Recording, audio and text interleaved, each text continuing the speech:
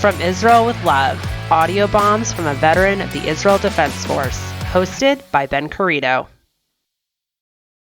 Welcome back to the From Israel with Love podcast. This is Ben Kerido coming to you from Jerusalem, and I'm going to make a bold and contentious claim that just might shock you.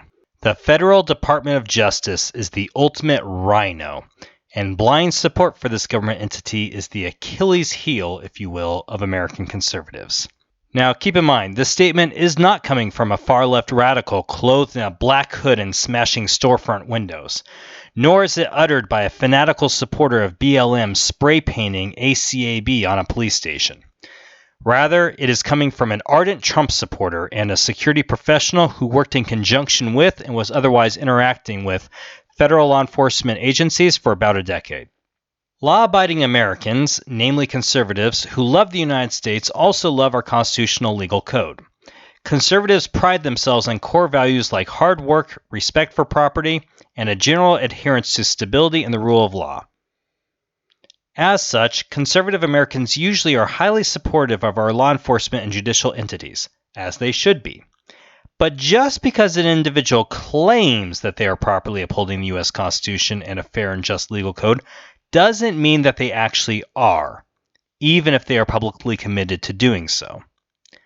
The fight between back the blue and defund the police is usually about the legitimacy of the institutions themselves and rarely about the individuals representing those entities. Further, the BLM movement often focuses on single police officers, flinging dubious accusations of misconduct against them, rather than focusing on the big players on the federal level. Similarly, many are confused as to why President Joe Biden and his more radical Democratic allies vehemently lambast local law enforcement while ignoring the Federal Department of Justice.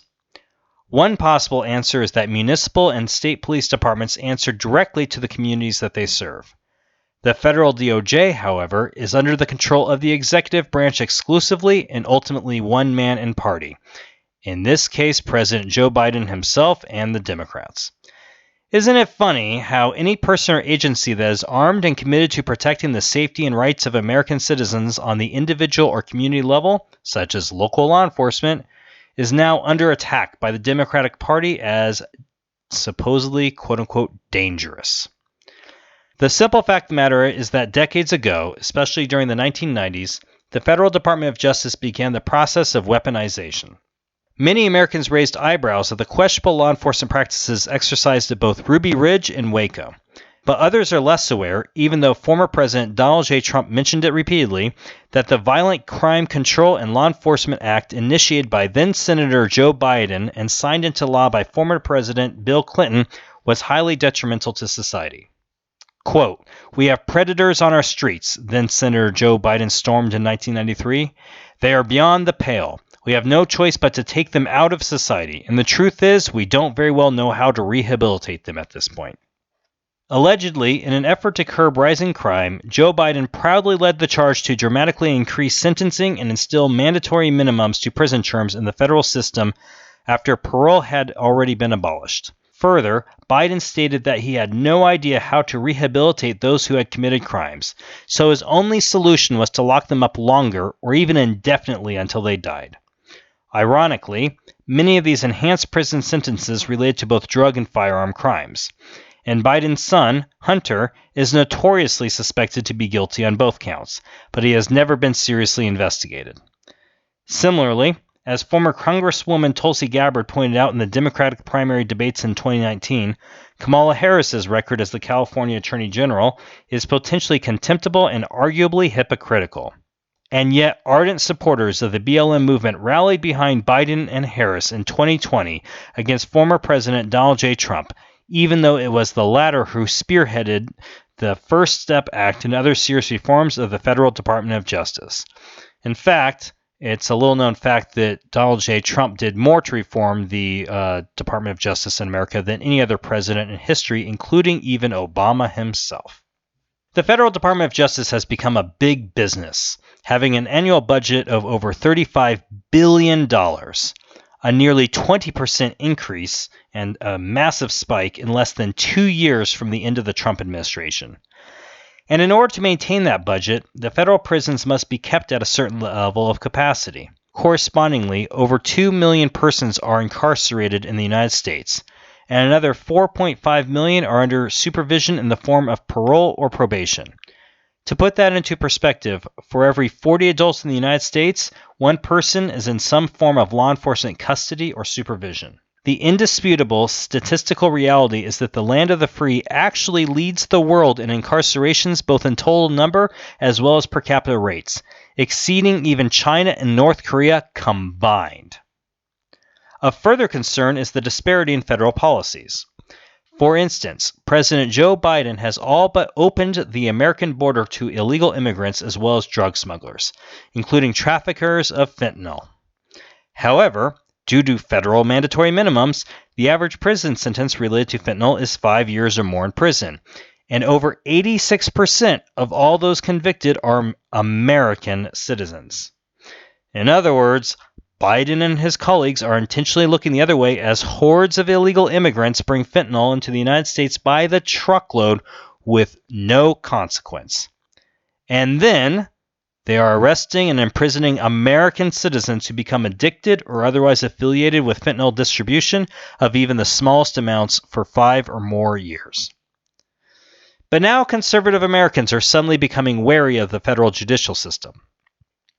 The hoax of the Mueller report and supposed Russian collusion, the false accusations against General Michael Flynn, the malicious prosecution of Kyle Rittenhouse, the indefinite imprisonment and solitary confinement of persons who took selfies in the U.S. Capitol on January 6, the endless witch hunts against former President Donald J. Trump's allies and also Trump himself, and the recent indefensible FBI raid of Mar-a-Lago, complete with a ransacking of the former First Lady's clothes closet.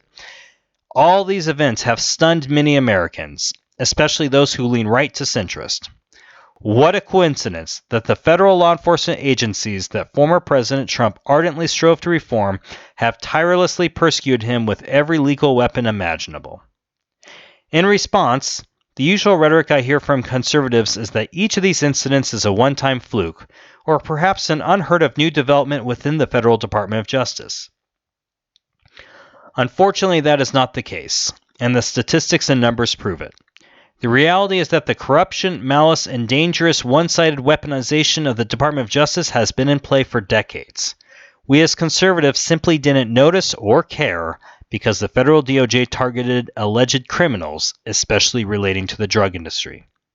But now that same Federal Department of Justice is in the hands of Joe Biden, and whoever is behind Joe Biden, because it's pretty clear that Joe Biden is not in charge. In 1993 and 1994, Biden declared that drug users and dealers were violent and dangerous, and serious action needed to be taken against them.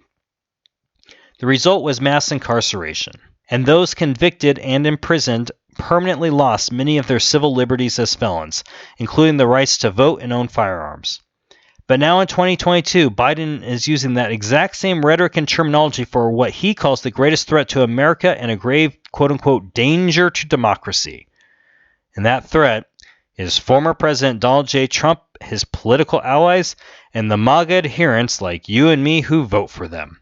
And what a coincidence, those so-called dangerous, quote-unquote, Trump supporters who could be pending accusations of something like illegal ownership of firearms and so-called insurrection in the not-so-distant future would also lose their rights to vote and possess firearms if arrested and convicted, because that's how it works when you have a felony. The beast is the same, the target is new. And that is why I say that the Federal Department of Justice is the ultimate RINO. Many of the individuals within the federal DOJ and judicial system falsely claim to be committed to upholding the Constitution as well as law and order, ideal that conservative Americans hold dear. But in reality, the Federal Department of Justice, in contrast to local law enforcement, is a heavily armed force under the control of a single political party. As seen by Mark Zuckerberg's admission that the FBI interfered in the 2020 election by protecting Biden and his family, the primary agenda of the federal DOJ is to keep that same party in power and ensure that those committed to reforming and purging them of bad players and malicious corruption, like former President Donald Trump and his supporters, are hounded as so-called dangerous criminals and locked away for as long as possible. And all the while that the Federal DOJ works to dismantle American freedom and liberty, they smugly wrap themselves in the banner of the Constitution and American law, thereby profaning the sacrosanct legal code that they blasphemously proclaim to represent and protect. All right, that's all for tonight. This has Ben Kerido coming to you from Jerusalem. Over and out, and see you next time.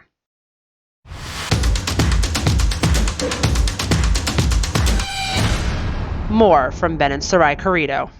The American Holocaust book series, a set of thriller novels and satirical parodies. Could a Holocaust ever happen again, but in the United States?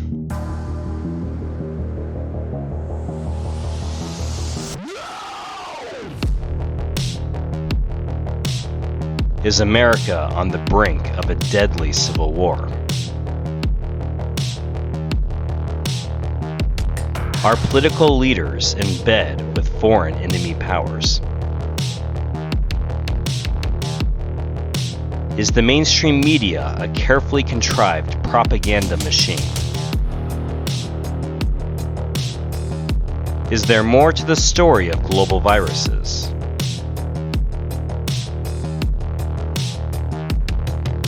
Is the Department of Justice a politicized weapon of witch hunts? Is Israel at risk of a nuclear attack from Iran?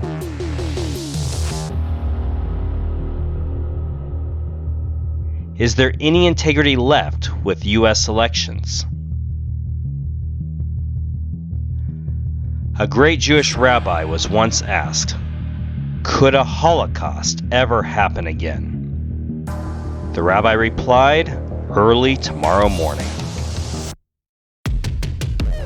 The American Holocaust, Early Tomorrow Morning. An Orwellian satirical parody exploring the ominous reality of the United States. Also be on the lookout for the sequels Hurricane and Civil War. Fiction, but barely. Available for purchase on Amazon. More details at Intrepid Tower Publishing or itowerpublishing.com by Ben and Sarai Kerido.